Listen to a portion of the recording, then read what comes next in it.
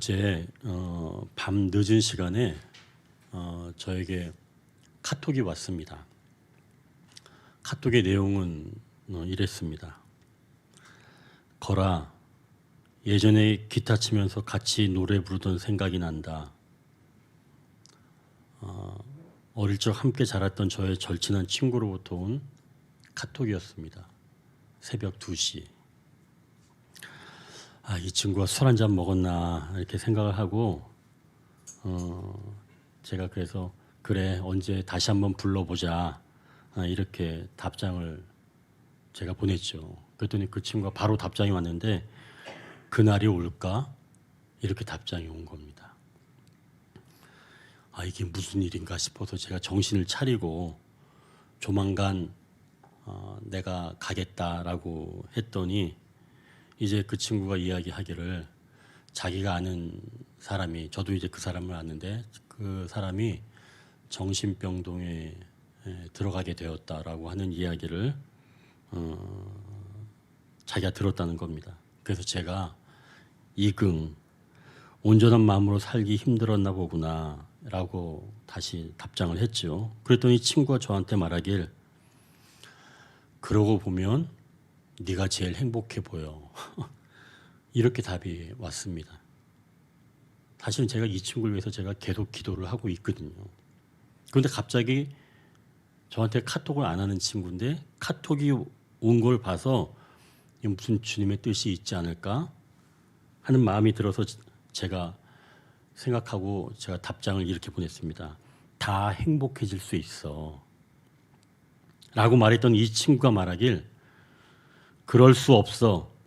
살면서 지은 죄를 다 감당해야 하니까. 이렇게 답장이 온 겁니다. 새벽 2시에. 그것도 오늘 새벽이죠. 나이가 들거나 신앙생활을 이렇게 하다 보면 다른 사람이 힘들어하는 모습을 보면 굉장히 마음이 불편해집니다. 외형적인 모습을 보면 그들이 저보다는 훨씬 더 잘 삽니다. 행복해 보이는 거죠. 외형적으로 보기엔. 그런데 신앙 밖에 사는 사람들은 자기가 지은 죄를 자기가 감당하면서 살아야 한다라고 이렇게 저한테 문자를 보내온 겁니다. 자, 이렇게 하나님의 사랑과 예수 그리스도의 그 은혜를 알지 못하는 밖에 있는 사람들은 자기의 죄를 지고 어떻게 해서든지 자기가 해결하여 살아가려는 그런 삶을 살고 있다는 것이죠. 그럼 이 사람들만 현실의 이런 눌림에서 살아가고 있을까요? 하나님을 섬기지만 예수님을 메시아로 믿지 않는, 인정하지 않는 그런 유대인들도 매한가지입니다. 오늘 본문에서는 유대인들의 대표격인 한 사람을 소개하고 있는데요. 이제 첫 번째 단락입니다. 거듭나야 보이는 하나님 나라. 우리가 1절을 같이 읽겠습니다. 그런데 바리새인 중에 니고데모라 하는 사람이 있으니 유대인의 지도자라. 유대인들, 즉 이스라엘 백성들은 꿈이 있습니다. 다윗의 혈통으로 메시아가 오셔서 유대인을 로마로부터 해방시켜 주는 것. 그래서 하나님의 택함 받은 그 민족의 정체성을 확인하면서 살아가는 것. 이게 유대인의 꿈입니다. 그런데 지금 이 나사렛에 사는 예수라고 하는 청년이 갑자기 나타나서 성전에 찾아와서는 이 성전을 헐라. 그러면 내가 사흘 만에 다시 일으키겠다라고 하는 등 정말 심상치 않은 모습으로 예수라는 청년이 나타난 겁니다. 그러니까 일반적인 사람은 아니지요. 내 아버지의 집을 장사한 집으로 만들지 말라. 이렇게 큰 소리를 치면서 다 판을 엎는 그런 젊은이이니까 사람들이 보기에는 야, 이거 보통 사람은 아니다라고 생각을 했던 겁니다. 만약 예수님이 나를 따르라 그리고 로마에 대항하자 아마 이렇게 얘기했으면 정말 많은 사람들이 예수님을 따랐을 겁니다. 그런데 예수님은 정치적인 주장이 아니라 유대인들이 가장 자랑스럽게 여기는 종교적인 모습의 칼을 댄 겁니다. 이 당시 이 유대인들에게는 유대 사회를 이끄는 큰 두 개의 그룹이 있었습니다. 하나는 사두개파라고 하는 그런 그룹인데요. 이들은 제사장 그룹 그리고 또 부호들이 뭉쳐있는 그룹입니다. 로마의 친로마적인 성격을 띠고 있는 그런 그룹인데요. 이 사두개파 사람들은 부활 신앙이 없습니다. 내세에 대한 그런 믿음이 없는 거죠. 또 하나의 단체는 바리새파라고 하는 단체입니다. 이들은 사두개파와는 달리 부활도 믿고 내세도 인정하죠. 그러니까 이들은 경전을 연구하면서 회당에서 사람들을 가르치는 역할을 했던 사람이 바로 바리새파 사람들입니다. 그러니까 사람들로부터 존경을 많이 받았던 사람들이 바리새파 사람들이죠. 자, 이렇게 바리새파, 사두개파의 사람들이 주로 로마의 그 지배 아래에서 있을 때 사내들인 공회를 주도적으로 이끌었던 사람들이 이 두 계파에서 나왔습니다. 사내들인 공회라고 한다면 입법과 사법기관입니다. 하나의 기관만도 강력한 힘을 가지고 있는데 입법과 사법을 다 가지고 있는 겁니다. 사내들인 공회원이 총 71명, 71명으로 구성된 그런 단체인데요. 이 단체에서 모든 것들을 다 결정하는 것이죠. 유대 사회에서 일어나는 모든 것. 자, 그런데 이 사람들이 바로 이 유대 사회에서 지도자였던 사람들입니다. 자, 근데 거기서 1절을 보면 이 니고데모라고 하는 사람에게 어떤 수식어가 붙었냐면 유대인의 지도자다라고 되어 있습니다. 자, 그럼 거기 지도자라고 하는 그 단어 앞에 주석이 하나 붙어 있죠. 2번이라고. 성경 하단에 한번 보십시오. 뭐라고 나와 있나요? 사내들인 공회원 이렇게 돼 있죠. 아, 니고데모가 곧 사내들인 공회원이다 라고 하는 겁니다. 그래서 이 사람은 종교적인 지도자, 유대 사회의 아주 걸출한 인물이었다는 것이죠. 그리고 이 니고데모의 이름의 뜻은 정복자라는 뜻입니다. 그럼 여러분 이제 생각해 보십시오. 사내들인 공회원에다가 이름이 정복자예요. 대단하죠? 이러한 니고데모가 지금 예수님한테 어떤 말을 하는지 2절을 한번 보십시오. 같이 읽겠습니다. 그가 밤에 예수께 와서 이르되 랍비여 우리가 당신은 하나님께로부터 오신 선생인 줄 아나이다. 하나님이 함께 하시지 아니하시면 당신이 행하시는 이 표적을 아무도 할 수 없음이니이다. 예수님이 행하시는 표적을 보고 하나님께로부터 오신 선생인 줄 알았다는 겁니다. 그러니까 니고데모는 이제껏 경험해보지 못한 하나님으로부터 오는 것과 같은 그런 표적을 봤기 때문에 예수님을 하나님으로부터 온 사람이다 라고 믿었다는 겁니다. 예수님을 대적하는 것보다야 훨씬 낫겠죠. 이렇게 긍정적인 신호를 보내면. 그래서 사람들은 이 니고데모의 이런 모습을 보고 이러한 영적인 갈망이 있어야 한다라고 해석하는 사람도 있습니다. 유대인의 지도자라면 적어도 이때 당시 이런 지도자가 되려면 적어도 40세 이상은 돼야 됩니다. 근데 예수님은 이때 당시에 이제 30살이 좀 넘었을 때입니다. 30살 정도 됩니다. 그럼 나이 차이도 많이 나는 거예요.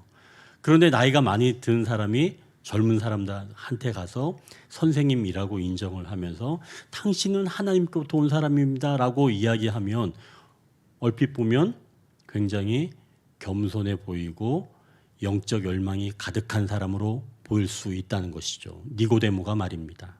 자, 그러면 이 니고데모가 정말 순전하고 영적 갈망이 있고 이렇게 긍정적으로 볼 수 있는 그런 사람일까요? 예수님은 니고데모를 어떻게 보셨을까요? 그 알기 전에 바로 앞쪽 2장 23절 24절에 예수님께서 이렇게 말씀하십니다. 6월절에 예수께서 예루살렘에 계시니 많은 사람이 그의 행하시는 표적을 보고 그의 이름을 믿었으나 예수는 그의 몸을 그들에게 의탁하지 아니하셨으니 이는 친히 모든 사람을 아심이요. 유대인들은 예수님께서 행하시는 표적을 보고 믿었지만 예수님은 그들을 믿지 않으셨다고 말씀하는 겁니다. 친히 예수님은 모든 사람을 아시기 때문에 표적을 보고 믿는 사람을 예수님은 믿지 않았다는 거죠. 우리 예수님은 좀 사람을 너무 좀 부정적으로 보는 건 아닐까요? 저도 사실 예전에는 이 유대인들처럼 무지했던 사람입니다. 제가 전에 섬기던 교회에서 제가 새가족들을 이렇게 교육을 맡았었어요. 그래서 저는 이제 그분들이 오게 되면 그분들을 교회에 정착시키기 위해서 뭐가 좀 중요한가 생각해 봤을 때 놀라운 경험, 이제껏 경험해 보지 못한 것들을 이분들이 듣게 된다면 이분들이 정착하겠다라고 저는 그때 생각을 했습니다. 그래서 야 정말 하나님이 하셨다라고 하는 그런 일들을 그분들에게 막 얘기를 많이 해줬죠. 실제로 새가족분들은 신앙생활을 시작하게 되면 정말 놀라운 일들을 많이 경험을 합니다. 하나님께서 그분들의 기도를 즉각적으로 응답해 주시는 일들이 많이 일어나기도 하죠. 예를 들자면 이런 거예요. 사업이 어렵게 되었는데 어느 날 갑자기 돕는 손길이 나타나서 그 사람의 사업을 다시 일으켜 준다든지, 또는 한동안 받지 못하던 돈이 있었는데 기도한 바로 다음 날 상대방에게 먼저 전화가 와서 몇 년 만에 그 돈을 받는다든지, 또는 병원에 가도 그 병명을 몰라서 고치지 못했었는데 교회 나오고 난 다음에 바로 그 병명을 알게 되어서 그 질병을 고치게 되는 그런 일들 말입니다. 그러니까 새로 교회에 나온 분들한테 이런 이야기를 해주거나 경험하게 되면 굉장히 충격받습니다. 그리고 그 다음 주에는 밝은 얼굴로 오시는 거예요. 그러니까 저는 그 모습을 보고 이렇게 하나님께서 하셨다라고 할 만한 일들을 보여주면 정착하겠구나. 저 역시도 그렇게 생각을 했었다는 얘기죠. 그런데 그 이야기를 듣는다고 해서 정착을 제대로 하는 사람은 저는 많이 보지 못했습니다. 아니, 더 솔직하게 말씀을 드리자면 자신이 직접 경험을 했는데도 불구하고 지금은 교회에 나오지 않는 사람도 무수히 많습니다. 표적으로는 하나님 나라를 볼 수가 없다는 거죠.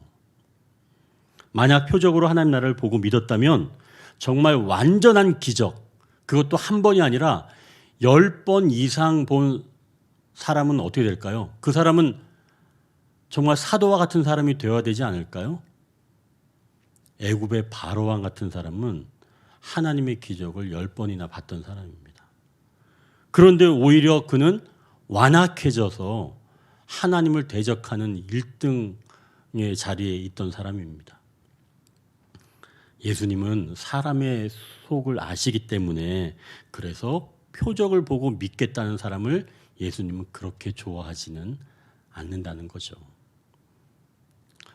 이제 예수님께서 니고데모에게 어떻게 말씀하시는지 우리가 3절을 같이 읽겠습니다.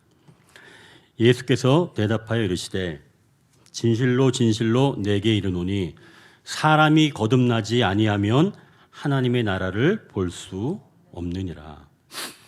예수님은 하나님의 나라를 보려고 한다면 어떻게 돼야 된다는 얘기예요? 거듭나야 볼 수 있다라고 지금 말씀하는 겁니다. 자, 그럼 거기에 거듭나지라고 하는 그 표현에 또 주석이 하나 붙어 있죠.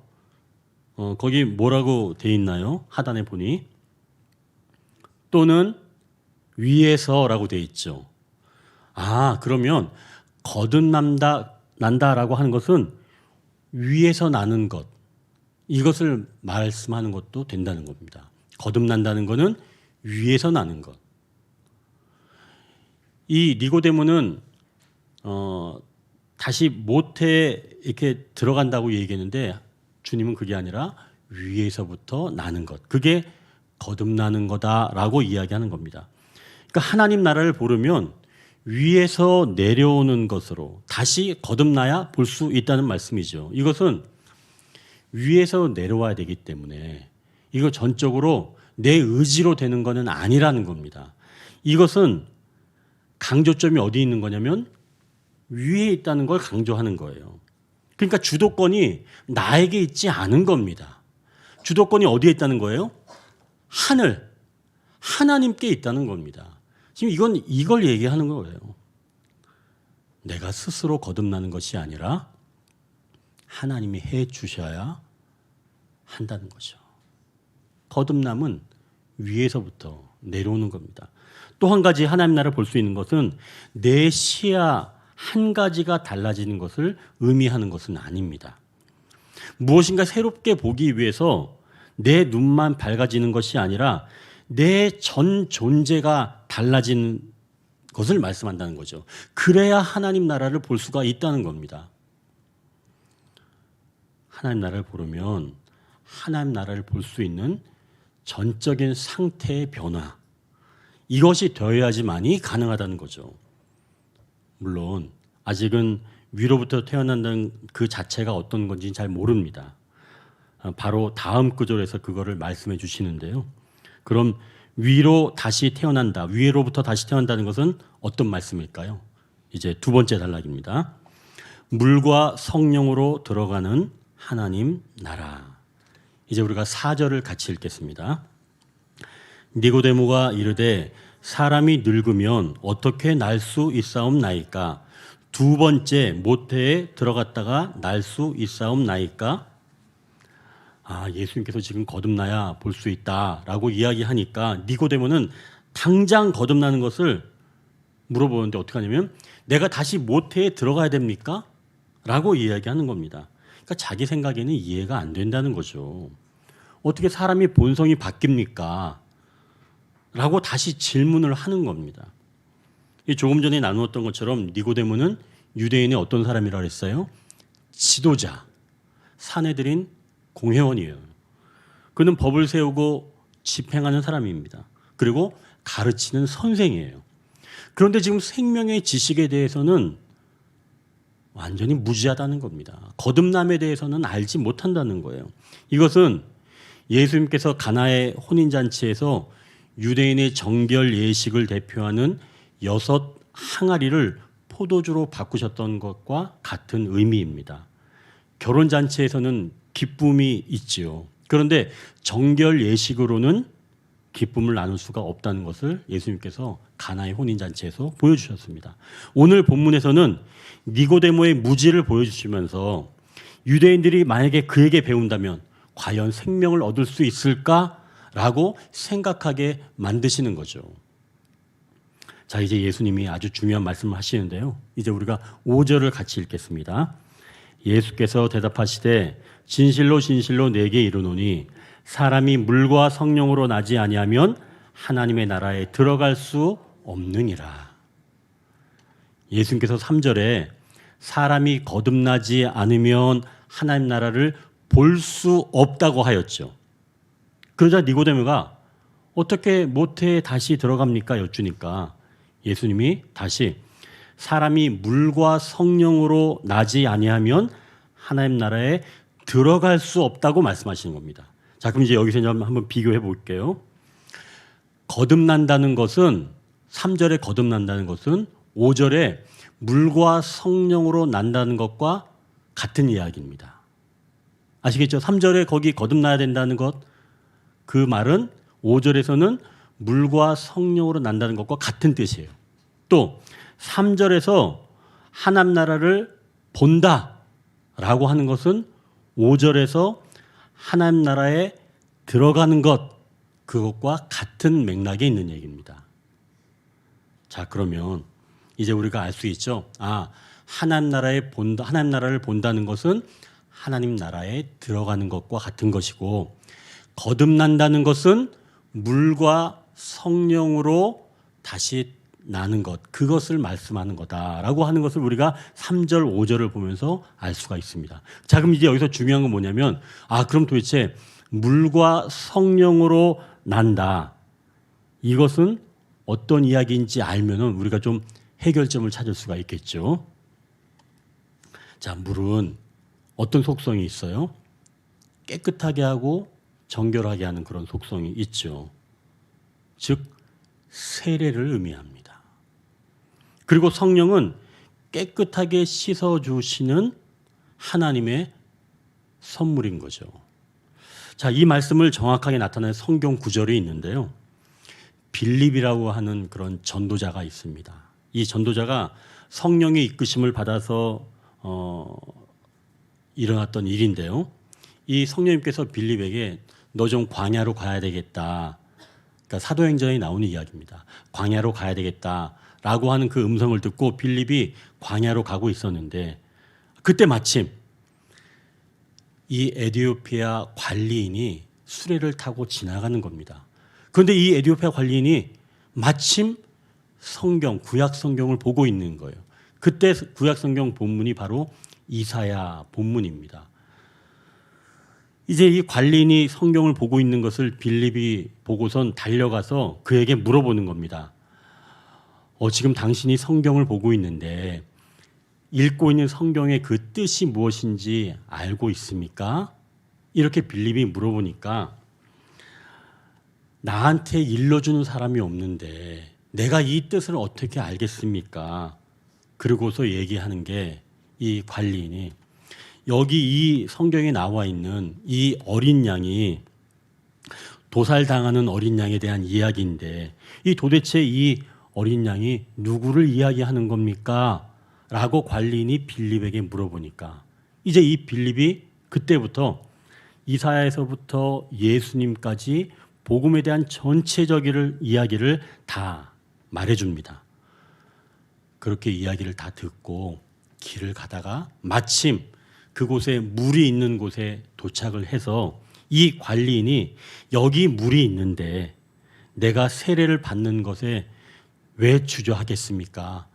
허락한다면 저에게 세례를 베풀어 주세요. 라고 그 관리인, 에티오피아 관리인이 이야기를 하죠. 그래서 빌립이 흔쾌히 이 에티오피아 내시 관리인에게 세례를 베풉니다. 그때 성령이 충만하게 임하면서 각자 기쁜 마음을 가지고 돌아갔다는 이야기가 사도행전 8장에 나옵니다. 그럼 여기서 우리가 알 수 있는 것은 세례와 함께 성령의 충만한 기쁨이 같이 일어났다는 거죠. 우리가 이것을 여기서 발견하게 된 겁니다. 자, 그럼 이제 여기서 질문이 나옵니다. 목사님, 저도 세례를 받았어요. 근데 저는 성령님이 역사하는 걸 저는 경험해 본 적이 없습니다. 아마 우리 공동체에서도 그런 이야기를 하실 분이 마음속으로 한 분 정도는 계실 줄 압니다. 저도 세례를 받았는데요. 성령님이 저한테 역사하는지 이거 잘 모르겠는데요. 그런 질문 말이죠. 자, 그러면 그런 질문을 안고 우리가 8절 한번 보십시오. 8절 같이 읽겠습니다. 바람이 임의로 불매 내가 그 소리는 들어도 어디서 와서 어디로 가는지 알지 못하나니 성령으로 난 사람도 다 그러하니라. 이 구절에서 성령으로 난 사람의 특징을 지금 이야기해 주는 겁니다. 성령을 지금 뭘로 비유했냐면 바람으로 비유한 겁니다. 이 바람은 임의로 분다는 거예요. 그래서 소리는 듣지만 어디에서 와서 어디로 가는지는 알지 못한다는 말씀입니다. 이 말씀을 잘 설명한 곳이 사실은 또 가나의 혼인잔치에 있는데요. 그 가나의 혼인잔치의 그 사건을 보면 포도주가 떨어졌잖아요. 그래서 예수님의 어머니 마리아가 예수님한테 여기 포도주가 떨어졌다. 그랬더니 예수님께서 하인들을 불러서 저기 저 항아리에 물을 가득 채워서 그 물을 떠서 연화장에게 갖다 줘라 라고 해서 하인들이 그 물을 떠서 자기들이 물을 갖다 놓은 그 항아리에 물을 떠서 연회장에게 갖다 주게 되었죠. 그랬더니 연회장이 그 포도주를 맛보고서는 이렇게 말합니다. 요한복음 2장 9절 10절인데요. 연회장이 이렇게 얘기합니다. 연회장은 물로 된 포도주를 맛보고도 어디서 났는지 알지 못하되 물 떠온 하인들은 알더라. 연회장이 신랑을 불러 말하되 사람마다 먼저 좋은 포도주를 내고 취한 후에 낮은 것을 내거늘 그대는 지금까지 좋은 포도주를 두었도다 하니라. 연회장은 지금 가장 좋은 포도주를 맛보고도 그게 어디서 났는지 모른다는 거예요. 연회장이 한 것은 그냥 맛봤을 뿐입니다. 성령의 은혜가 바로 이렇다는 거예요.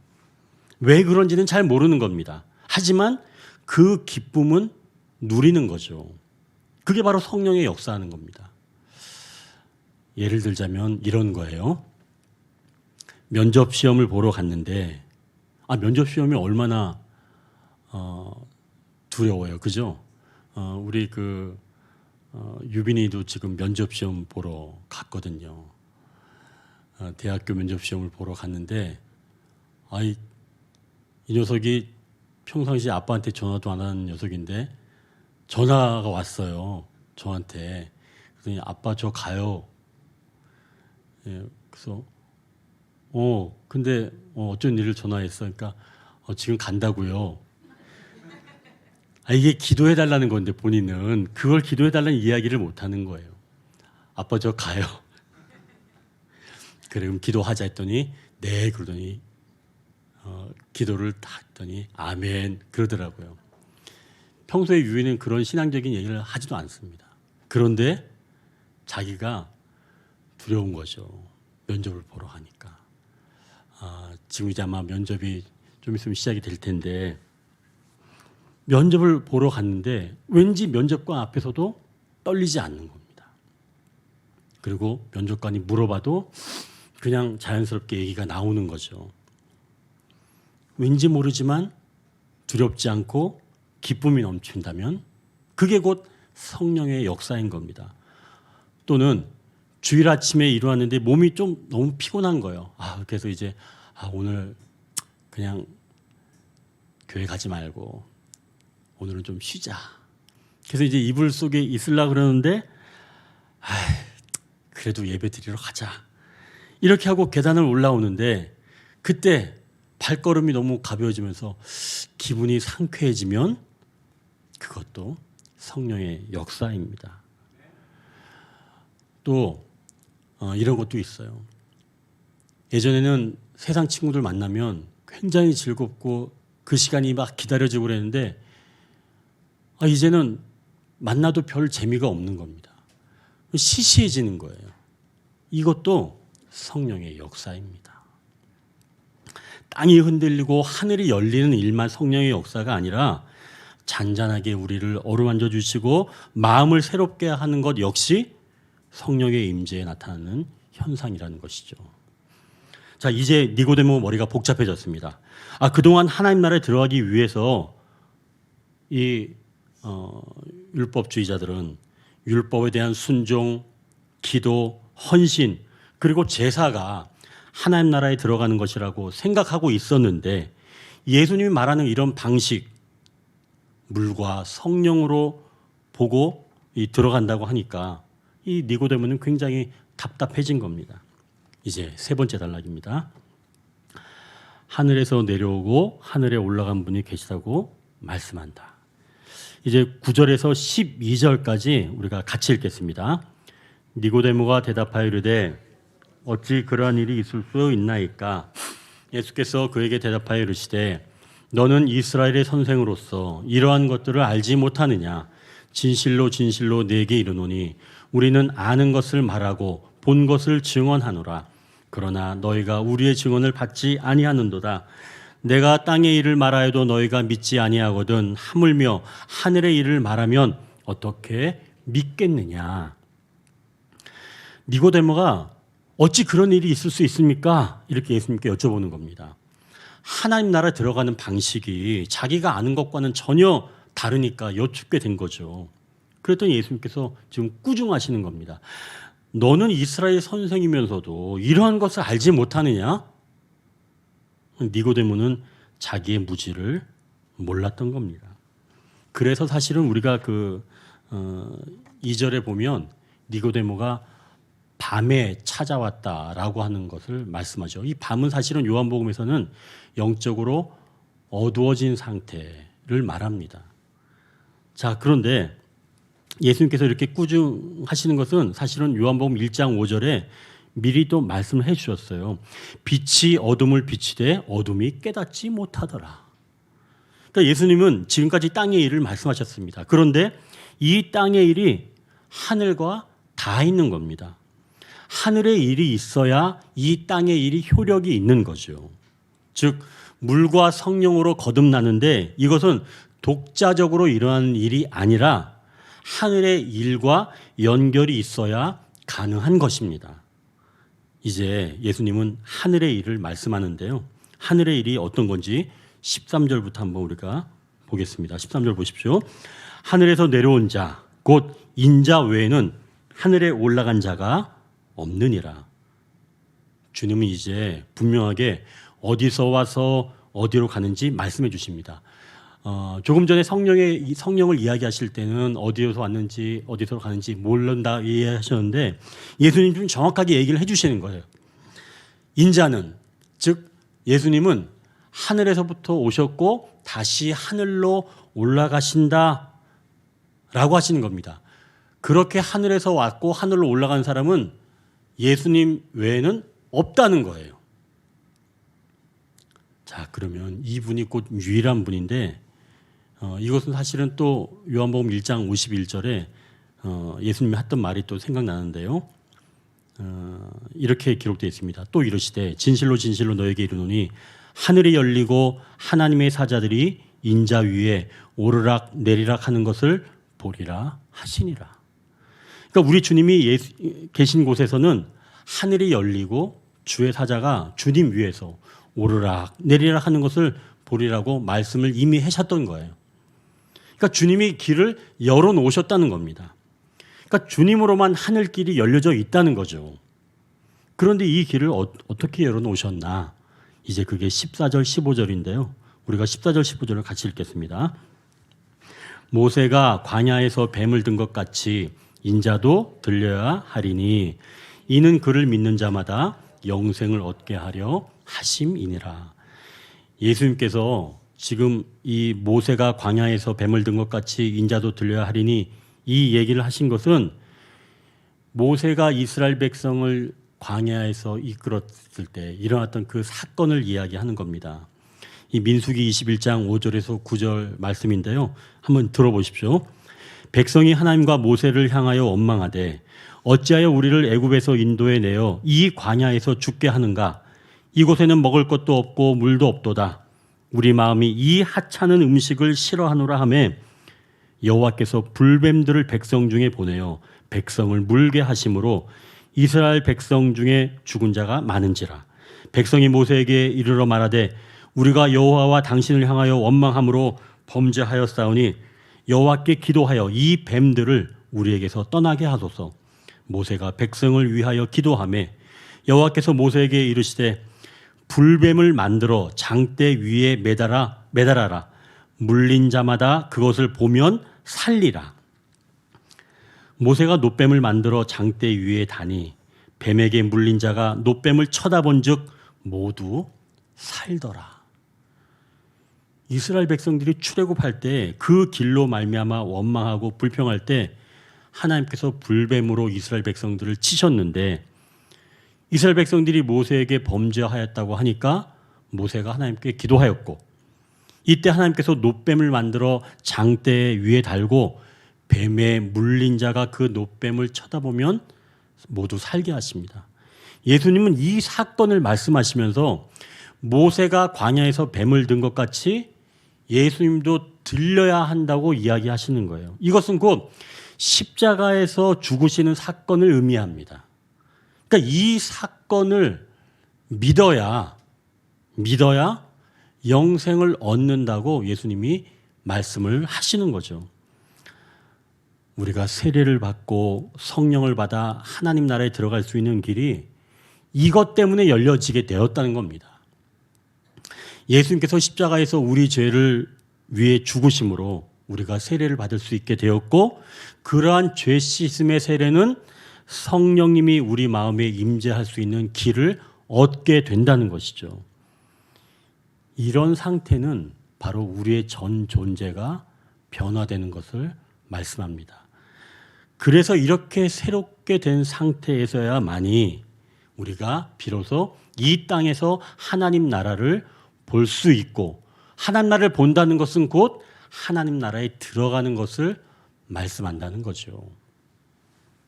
자, 그렇다면 이제 십자가의 주님을 바라보면 이제 하늘길이 열려지고 우리가 이 땅에서도 하나님 나라를 볼 수 있다는 것, 이것을 말씀합니다.